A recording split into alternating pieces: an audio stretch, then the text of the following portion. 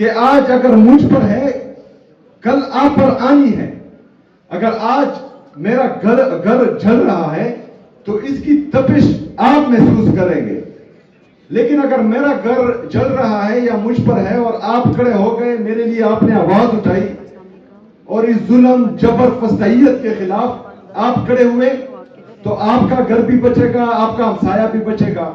تو اسی طرح اگر پاکستان تحریک انصاف پر آج ہے اور 3 سالوں سے مسلسل ہم پر جبر فسطائیت ہو رہی ہے اور حق اور سچ کا ساتھ دینے والے صحافیوں پر جو ہے کوحرام برپا کیا گیا ہے اور آپ چپ ہیں, تو آج ہماری باری کل آپ کی باری, اور یہ سلسلہ چلتا رہے گا, یہ رکے گا نہیں.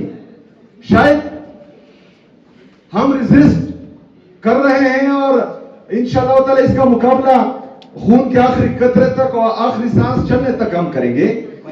لیکن اس سے پہلے ہم نے دیکھا ہے کہ کوئی ریزسٹ نہیں کر پائے گا. آپ اتنا پھر ٹک نہیں پائیں گے جتنا پاکستان تحریک انصاف ٹک پائی ہے. اور جو صحافی آج ٹک پائے ہیں اور انہوں نے اپنی نوکریاں گنوائی ہیں اور اپنا ملک چھوڑا ہے, وہ گئے ہیں, تو شاید کل کو کوئی اور صحافی ایسا نہ کر پائے اور آپ کے لیے آواز اٹھانے والا بھی پھر کوئی